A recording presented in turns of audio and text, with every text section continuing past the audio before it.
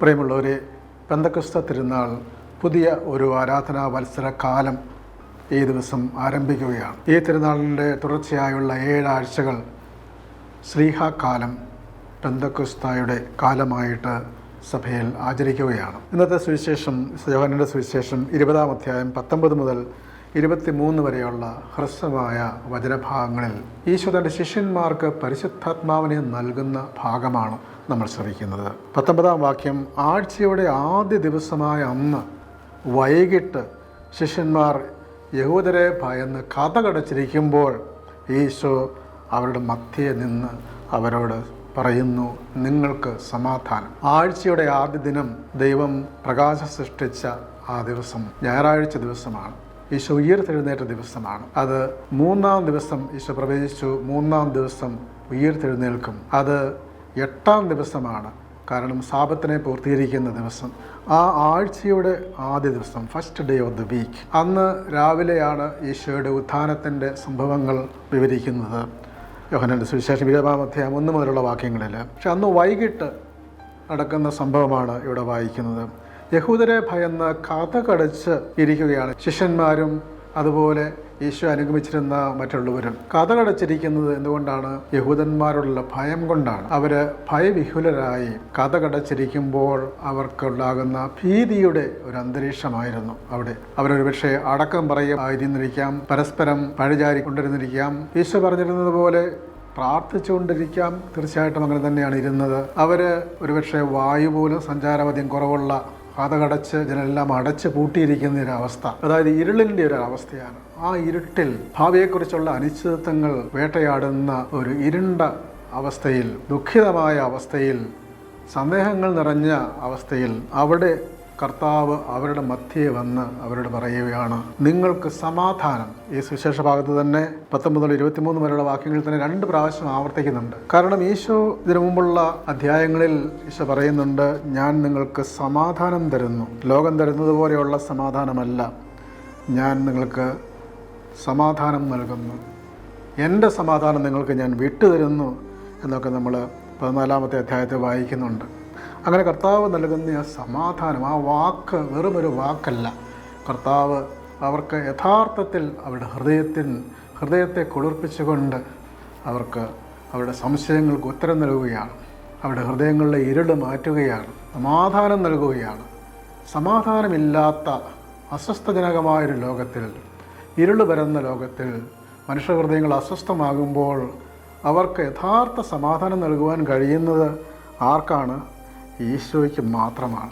എഫെസ്യസ് ലേഖനം 2:14 പറയുന്ന പോലെ അവൻ ആണ് നമ്മുടെ സമാധാനം. ഈശോയാണ് യഥാർത്ഥ സമാധാനം. അങ്ങനെ ആ സമാധാനം അവർക്ക് നൽകി, അവരുടെ ഹൃദയത്തിന് സമാധാനവും നൽകി. എന്നിട്ട് അവൻ തൻ്റെ കൈകളും പാർശ്വവും അവനെ കാണിച്ചു. ലൂക്കായുടെ സുവിശേഷത്തിൽ പറയുന്ന കൈകളും കാലുകളും കാണിച്ചു. പാർശ്വം കാണിക്കുന്നതായിട്ട് പ്രത്യേകം യോഹന്നാന്റെ സുവിശേഷത്തിൽ പറയുന്നു. അതിൻ്റെ അർത്ഥം കർത്താവിൻ്റെ ഈ മുറിപ്പാടുകൾ കർത്താവ് കാണിക്കുന്നത് തൻ്റെ ഉത്ഥിതനായ ഈശോയുടെ ശരീരത്തിലെ വിജയ മുദ്രകളാണ്. കർത്താവ് തൻ്റെ സഹനത്തിലൂടെ നൽകിയ രക്ഷയെ സൂചിപ്പിക്കുകയാണ്. അത് ആ അടയാളങ്ങളിലൂടെ കാണിക്കുകയാണ്. അത് കണ്ട് അവർ പേടിക്കുകയല്ല. 21-ാം വാക്യം, അവർ അത് കണ്ട് സന്തോഷിച്ചു.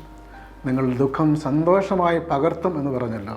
അപ്പോൾ കർത്താവിൻ്റെ ആ സാന്നിധ്യം അവർക്ക് യഥാർത്ഥത്തിലുള്ള ആത്മീയമായ ഒരു ആനന്ദം നൽകി. അതിനുശേഷമാണ് അപ്പോൾ കർത്താവ് അവരെ കണ്ടുമുട്ടി അവർക്ക് സമാധാനവും സന്തോഷവും പകർന്നു നൽകുകയാണ്. ഈശോയെ കണ്ടുമുട്ടുന്ന അവസ്ഥ യഥാർത്ഥ സന്തോഷം. ലോകം നൽകുന്നത് പോലെയുള്ള സന്തോഷമല്ല, തീർന്നു പോകാത്ത സന്തോഷം, നിത്യമായ സമാധാനം അവിടെ നൽകുന്നതാണ്. എന്നിട്ട് വീണ്ടും കർത്താവ് പറയുകയാണ്, സമാധാനം, നിങ്ങൾക്ക് സമാധാനം. വീണ്ടും കർത്താവ് ഇത് ആവർത്തിക്കുന്നതിന് കാരണമെന്താണ്? ഈശോയുടെ സമാധാനം നിരന്തരം കൂടെ ഉണ്ടായിരിക്കണം. നിങ്ങളുടെ കൂടെ ഇതായിരിക്കട്ടെ, സമാധാനം നിങ്ങളുടെ കൂടെ എന്നാണ് നമ്മുടെ കുർബാനയിലൊക്കെ ശ്രമിക്കുന്നത്. കർത്താവിൻ്റെ സമാധാനം നമ്മുടെ കൂടെ ഉണ്ടായിരിക്കണം. ദൂരെ ഉണ്ടായിരിക്കുന്നൊരു യാഥാർത്ഥ്യമല്ല, കൂടെയുള്ളതാണ്. പിതാവ് എന്നെ അയച്ചതുപോലെ ഞാനും നിങ്ങളെ അയക്കുന്നു. ഇതുവരെ ഒരു മുറിയിൽ അടച്ചിരുന്ന് പേടിച്ചിരുന്ന നിങ്ങളെ ഞാൻ അയക്കുകയാണ്. ഹൃദയം നിറയെ സമാധാനവും സന്തോഷം നൽകി അയക്കുകയാണ്. യോഹന്നാൻ 10:36 പറയുന്നുണ്ട്, പിതാവ് അഭിഷേചിച്ച് അയച്ച പുത്രൻ ഇതുപോലെ തന്നെ തൻ്റെ ശിഷ്യന്മാരെ അവിടുന്ന് അഭിഷേചിച്ച് അയക്കുകയാണ്. ഇത് പറഞ്ഞിട്ട് അവരുടെ മേൽ നിശ്വസിക്കുന്നു. കർത്താവ് അവരുടെ മേൽ ഊതുകയാണ്. ആ നിശ്വസനം എന്താണ്? പരിശുദ്ധാത്മാവിനെ നൽകുന്ന ഒരു അടയാളമാണ്. കർത്താവ് അവരുടെ മേൽ ഊതി അവർക്ക് ഊഷ്മളമായ കർത്താവിൻ്റെ നിശ്വസനം ലഭിക്കുമ്പോൾ പരിശുദ്ധാത്മാവിൻ്റെ വലിയ ശക്തിയും ചൈതന്യവും അവരിൽ നിറയ്ക്കുകയാണ്. അങ്ങനെ കർത്താവ് അവരുടെ മേൽ നിശ്വസിക്കുകയാണ്. ഇത് നമുക്കറിയാം. ഇന്നത്തെ ഒന്നാമത്തെ വായനയിൽ നമ്മൾ ശ്രദ്ധിക്കുന്ന ഉൽപ്പത്തി പുസ്തകത്തിൽ ആദ്യ മനുഷ്യനെ ദൈവം മണ്ണുകൊണ്ട് സൃഷ്ടിച്ച് അവനെ നാസാരന്ധ്രങ്ങളിൽ ഊതിയെന്നാണ് പറയുന്നത്. അതുപോലെ തന്നെ എസെക്കിയേലിൻ്റെ പുസ്തകം 37:9 ആ അസ്ഥികളുടെ താഴ്വരയിൽ നിന്നുകൊണ്ട് പ്രവചിക്കുകയാണ്. ദൈവത്തിൻ്റെ ശ്വാസം ഇറങ്ങി വരട്ടെ എന്ന് അവിടെ ജീവനുണ്ടാവുകയാണ്. അതുപോലെ തന്നെ 1 രാജാക്കന്മാരുടെ പുസ്തകം 17:28 ഏലിയ ഒരു ബാലനെ സുഖപ്പെടുത്തുന്നത് ആ നിശ്വസനം നൽകി സുഖപ്പെടുത്തുന്നതായിട്ട് നമ്മൾ വായിക്കുന്നുണ്ട്. ഇന്നത്തെ രണ്ടാമത്തെ വായനയിൽ ജോബിൻ്റെ പുസ്തകത്തിൽ 33-ാം അധ്യായം 4-ാം വാക്യം, ദൈവചൈതന്യം എന്നെ സൃഷ്ടിച്ചു, സർവശക്തൻ്റെ ശ്വാസം എനിക്ക് ജീവൻ നൽകി. ദൈവമാണ് നമുക്ക് ജീവശ്വാസം നൽകുന്നത്, ജീവൻ നൽകുന്നത്. 34-ാം അധ്യായം ഇതേ പുസ്തകത്തിൽ 14-ാം വാക്യത്തിൽ, അവിടുന്ന് തൻ്റെ ശ്വാസം തന്നിലേക്ക് തിരിച്ചെടുത്താൽ എല്ലാ ശരീരവും ഒന്നോടെ നശിക്കും. അപ്പം ദൈവത്തിൻ്റെ ആ നിശ്വസനം ജീവൻ്റെ കാരണമാണ്. കർത്താവിൻ്റെ ആ നിശ്വസനമാണ് സഭയിൽ പരിശുദ്ധാത്മാവിൻ്റെ ശക്തിയായി ശിഷ്യന്മാരിലേക്ക് പ്രവേശിക്കുന്നത്. അങ്ങനെ കർത്താവ് അവരുടെ മേൽ നിശ്വസിച്ച് അവിടുത്തെ അനുഗ്രഹം നൽകുകയാണ്. ഈ നിശ്വസനം സഭയുടെ ആരാധനക്രമങ്ങളിൽ സ്ഥാനം പിടിച്ചിട്ടുണ്ട്. നമ്മൾ മാർപ്പാപ്പായുടെ ക്രിസ്മസ് തൈലം ആസ്വദിക്കുന്ന കർമ്മങ്ങൾ കാണാറുണ്ടല്ലോ.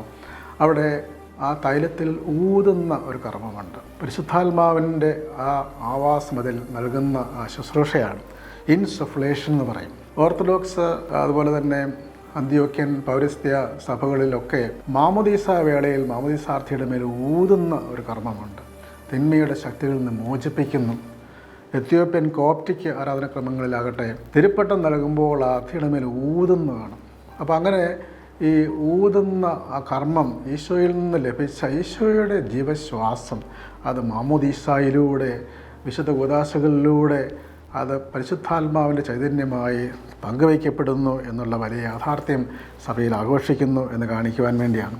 അപ്പോൾ കർത്താവ് അവരുടെ മേൽ വിശ്വസിച്ച് അവർക്ക് പുതിയ ജീവൻ നൽകിയെന്ന് തന്നെ അർത്ഥം. ആ നിശ്വസനം കർത്താവ് അവർക്ക് പുതിയ ജീവൻ നൽകുകയാണ്. അതിനുശേഷം പറയുകയാണ്, നിങ്ങൾ ആരുടെ പാപം മോചിക്കുന്നുവോ അവ അവരോട് ക്ഷമിക്കപ്പെട്ടിരിക്കുന്നു, ആരുടെ പാപം ബന്ധിക്കുന്നുവോ അവ ബന്ധിക്കപ്പെട്ടിരിക്കുന്നു. അപ്പോൾ ലോകത്തിൽ ശിഷ്യന്മാരെ അയക്കുന്ന എന്തിനു വേണ്ടിയാണ്? കർത്താവ് ലോകത്തിലേക്ക് വന്നത് പാപം മോചിക്കുവാൻ, പാപപരിഹാര ബലിയായി തന്നെ സമർപ്പിക്കുവാൻ വേണ്ടിയാണ്. ആ ബലിസമർപ്പണം പൂർത്തിയാക്കി ഈശോയുടെ രക്ഷ ലോകത്തിന് നൽകി ഈ രക്ഷ വിളംബരം ചെയ്ത് തിന്മയുടെ കരാളഹസ്തങ്ങളിൽ നിന്നും മനുഷ്യനെ മോചിപ്പിക്കുക, തിന്മയിൽ നിന്ന് മോചിപ്പിക്കുവാനുള്ള വലിയ ദൗത്യം, പാപങ്ങളിൽ നിന്ന് മോചിപ്പിക്കുവാൻ, പാപത്തിൻ്റെ ആ പിടിവള്ളികളിൽ നിന്നും മനുഷ്യനെ സ്വതന്ത്രനാക്കുവാൻ ആണ് കർത്താവ് തൻ്റെ ശിഷ്യന്മാരെ അയക്കുന്നത്. അതുകൊണ്ട് അവർക്ക് പാപമോചന അധികാരം നൽകും. തൻ്റെ സഭയിലൂടെ തുടരുവാനിരിക്കുന്ന ആ വലിയ ദൈവിക ശുശ്രൂഷയുടെ ചൈതന്യം ഈശോ തൻ്റെ ശിഷ്യന്മാർക്ക് നൽകുകയാണ്. മാർ അപ്രയം പിതാവ് പറയുന്നുണ്ട്, എന്താണ് ഈ പ്രത്യക്ഷപ്പെടലിൽ സംഭവിച്ചത്? ഒന്ന്, ശിഷ്യന്മാർ ഉദ്ധിതനായ ഈശോയെ കണ്ടുമുട്ടി. ഒരു പ്രക്രിയയായിട്ടാണ് അവതരിപ്പിക്കുന്നത്. ഒന്ന്, ആദ്യമായി കർത്താവിനെ കണ്ടുമുട്ടണം. ഓരോ ആഴ്ചയുടെ ആദ്യ ദിനവും ഓരോ ഞായറാഴ്ചയും അതാണ് സംഭവിക്കുന്നത്. കർത്താവിനെ കണ്ടുമുട്ടുക, പ്രാർത്ഥനയിലൂടെ, പരിശുദ്ധ കുർബാന അർപ്പണത്തിലൂടെ, ദൈവവചന ധ്യാനത്തിലൂടെ കർത്താവിനെ കണ്ടുമുട്ടുക. രണ്ടാമത്, കർത്താവ് അവരെ ആശ്വസിപ്പിച്ചു, കംഫർട്ടഡ്, ആശ്വാസം നൽകി. യഥാർത്ഥ ആശ്വാസം, സമാധാനം, ഹൃദയത്തിലെ അസ്വസ്ഥതകളും തേങ്ങലുകളും അസന്നിഗ്ധതകളും എല്ലാം മാറ്റി ഹൃദയത്തിന് സമാധാനം നൽകി. മൂന്നാമത്, കർത്താവ് അവരെ റിന്യൂഡ്, അവർക്ക് പുതുജീവൻ നൽകിയെന്നാണ്. വിശ്വസിച്ചപ്പോൾ പുതിയൊരു ജീവൻ അങ്ങയുടെ അരൂപി അയക്കുക, അപ്പോൾ സകലതും സൃഷ്ടിക്കപ്പെടും, ഭൂമുഖം പുതുതാവുകയും ചെയ്യും. സങ്കീർത്തനം 104:30. പുതു ചൈതന്യം കർത്താവ് ശിഷ്യന്മാർക്ക് നൽകി. അങ്ങനെ ഈ പുതു ചൈതന്യം സ്വീകരിക്കുന്ന ദിവസമാണ് പെന്തക്കോസ്ത തിരുനാൾ ദിവസം. ഇന്നത്തെ ലേഖനത്തിൽ അപ്പോസ്തല പ്രവൃത്തി 2-ാം അധ്യായം 1 മുതലുള്ള വാക്യങ്ങളിൽ പെന്തക്കോസ്ത ദിനം, ആ വാക്കിൻ്റെ അർത്ഥം 50-ാം ദിനം, പെസഹ തിരുനാളിന് ആദ്യത്തെ കറ്റ ദൈവത്തിന് സമർപ്പിക്കുന്ന അതിൻ്റെ 7 ആഴ്ചകൾ ശേഷം, ആഴ്ചകളുടെ തിരുനാളെന്നാണ്, ഷബോത്ത് എന്നാണ് യഹൂദന്മാർ പറഞ്ഞിരുന്നത്. ആ തിരുനാൾ ദിവസം ഒരു വസന്തകാല ഉത്സവമായിരുന്നു. പക്ഷെ അതേസമയം തന്നെ പഴയ നിയമ ജനതയ്ക്ക് ഈ പെന്തക്കോസ്ത ദിവസം കർത്താവ് തൻ്റെ 10 കൽപ്പനകൾ നൽകിയ ദിവസമാണ്. ആ കൽപ്പനകൾ നൽകുന്ന ആ പശ്ചാത്തലം വിവരിക്കുന്നുണ്ട് പുറപ്പാടിൻ്റെ പുസ്തകത്തിൽ. അവിടെ അഗ്നിയും കാഹളവും വലിയ ഇടിമുഴക്കവും ഒക്കെ ഉണ്ടാവുകയാണ്. അതിനുശേഷമാണ് ദൈവത്തിൻ്റെ കൽപ്പനകൾ അവർക്ക് ലഭിക്കുന്നത്.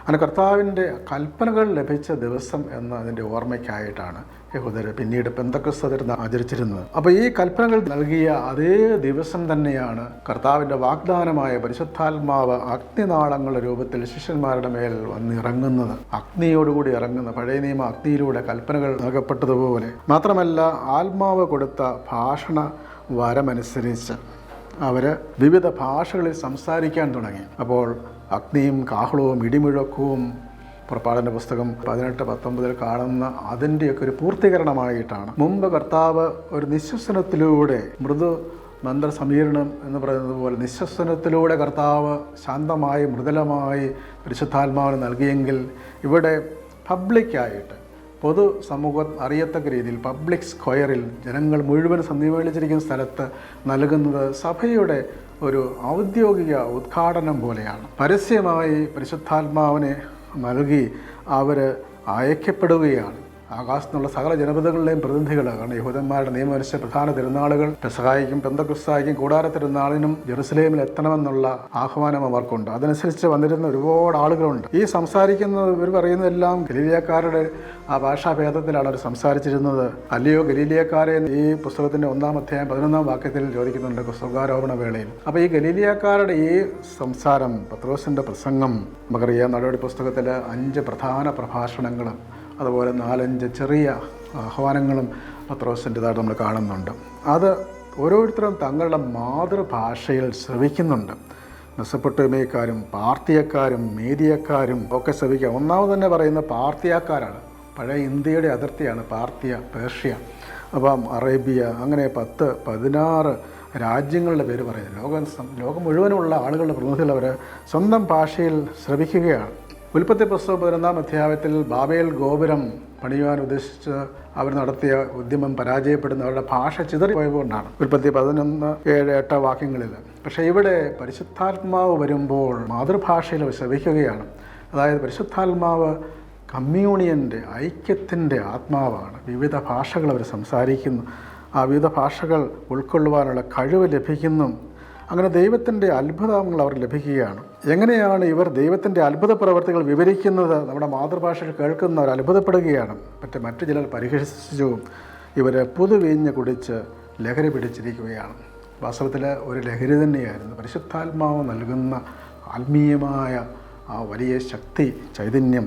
എഫേസ്യ ലേഖനം 5:18 നിങ്ങൾ വീഞ്ഞ് കുടിച്ച് ഉന്മത്തരാകരുത്, മറിച്ച് ആത്മാവിൽ പൂരിതരാകുവിൻ. പരിശുദ്ധാത്മാവിൻ്റെ ആ വലിയ ചൈതന്യം, പരിശുദ്ധാത്മാവിൻ്റെ സ്നേഹചൈതന്യത്തിൽ നിറഞ്ഞവർ ജീവിച്ചു. അതുകൊണ്ട് ഈ പെന്തക്കോസ്ത തിരുനാളിൽ ഈശോ നൽകുന്ന ആ പരിശുദ്ധാത്മാവിൻ്റെ പ്രചോദനമനുസരിച്ച് ജീവിക്കുവാൻ നമ്മെ തന്നെ നമ്മൾ സജ്ജരാക്കണം. നമ്മുടെ പരിശുദ്ധ കുർബാന അർപ്പണം, ആ കുർബാന അർപ്പണത്തിൽ ഓരോ കുർബാനയിലും കർത്താവിൻ്റെ പരിശുദ്ധാത്മാവ് എഴുന്നള്ളി വരട്ടെ എന്ന് പ്രാർത്ഥിക്കുന്നു. വിശുദ്ധ കുർബാന സ്വീകരിക്കുകയും പരിശുദ്ധാത്മാവിനാൽ പ്രവർത്തീകൃതരാകുകയും ചെയ്യാമെന്ന് നമ്മൾ പ്രാർത്ഥിക്കുന്നുണ്ട്. അപ്പോൾ അങ്ങനെ പരിശുദ്ധാത്മാവിനെ നമ്മൾ സ്വീകരിക്കുകയാണ്. ഒരു പെന്തക്കോസ്ത അനുഭവം ലഭിക്കുകയാണ്. പരിശുദ്ധാത്മാവിനെ സ്വീകരിക്കുമ്പോൾ കടങ്ങളുടെ പൊറുതിയും പാപങ്ങളുടെ മോചനവും മരിച്ചവരിൽ നിന്നുള്ള ഉയർപ്പും ഉയർപ്പിലുള്ള വലിയ പ്രത്യാശയും സ്വർഗ്ഗത്തിൽ നവമായ ജീവിതത്തിനും കാരണമാകാനുള്ള കർത്താവിൻ്റെ ശരീരത്വങ്ങൾ നമ്മൾ സ്വീകരിക്കുകയാണ്. അങ്ങനെ ഓരോ പരിശുദ്ധ കുർബാന അർപ്പണത്തിലും പരിശുദ്ധാത്മാവിനെ നമ്മൾ സ്വീകരിക്കുകയാണ്. അതുകൊണ്ട് ആത്മാവിൻ്റെ ആ ദാനങ്ങൾ നമ്മൾ സ്വീകരിക്കണം. നിങ്ങൾ പരിശുദ്ധാത്മാവിനെ സ്വീകരിക്കുവാൻ നമുക്കറിയാം. ആത്മാവിൻ്റെ ദാനങ്ങൾ അത് ജ്ഞാനവും ബുദ്ധിയും ആലോചനയും ആത്മധൈര്യവും. പത്രോസ് ആത്മധൈര്യത്തോടെ പ്രസംഗിക്കുന്നുണ്ടല്ലോ. അറിവും ദൈവഭക്തിയും അതുപോലെ തന്നെ ദൈവഭയവും, ഇതെല്ലാം പരിശുദ്ധാത്മാവിൻ്റെ ദാനങ്ങളാണ്. അതുപോലെ തന്നെ പരിശുദ്ധാത്മാവിൻ്റെ പ്രേരണയനുസരിച്ച് നിങ്ങൾ ജീവിക്കുവാൻ ഗലാത്യ ലേഖനത്തിൽ പറയുന്നുണ്ട് 5:16 പ്രേരണയനുസരിച്ച് ജീവിക്കുവാൻ. കുറെ കഴിയുമ്പോൾ പറയുന്നുണ്ട് പരിശുദ്ധാത്മാവിനാൽ നയിക്കപ്പെടുവാൻ 18-ാം വാക്യം. വീണ്ടും പറയുന്നു 25-ാം വാക്യം പരിശുദ്ധാത്മാവിൽ വ്യാപരിക്കാം. ആത്മാവിൻ്റെ ഫലങ്ങൾ എന്തൊക്കെയാണ്? ജഡത്തിൻ്റെ ഫലങ്ങൾ തിന്മയും അശുദ്ധിയും ഒക്കെയാണെങ്കിൽ ആത്മാവിൻ്റെ ഫലങ്ങൾ സ്നേഹവും ആനന്ദവും സമാധാനവും ക്ഷമയും ദയയും നന്മയും വിശ്വസ്തയും സൗമ്യതയും ആത്മസംയമനവും ആണ് എന്ന് ഗലാത്യർ 5:22 നമ്മൾ ശ്രമിക്കുന്നുണ്ട്. അങ്ങനെ പരിശുദ്ധാത്മാവിനെ സ്വീകരിക്കുവാനുള്ള ഈശോയുടെ ആഹ്വാനം ആ സ്ത്രീഹന്മാർ ശിരസാ വഹിച്ചു. അവരുടെ മേൽ ഈശോ നിശ്വസിച്ചു. ഇതുപോലെ നമ്മുടെ മേലും കർത്താവ് നിശ്വസിച്ച് നമ്മളിലെ ഭയമെല്ലാം നീക്കിക്കളഞ്ഞ് കർത്താവിനെ പുതുതായി കണ്ടുമുട്ടി നവജീവൻ പ്രാപിച്ച് ദിവ്യമായ ആ ആത്മീയ ലഹരി, ദിവ്യമായ ആ ചൈതന്യം സ്വീകരിച്ച് കർത്താവിൻ്റെ സാക്ഷികളാകുവാൻ ഈ ശിഷ്യന്മാരെ പോലെ ശക്തി നിറയണമേ എന്ന് പ്രാർത്ഥിച്ചുകൊണ്ട് നമുക്ക് തിരുനാൾ ആചരിക്കാം. ദൈവം നമ്മെ എല്ലാവരെയും അനുഗ്രഹിക്കട്ടെ.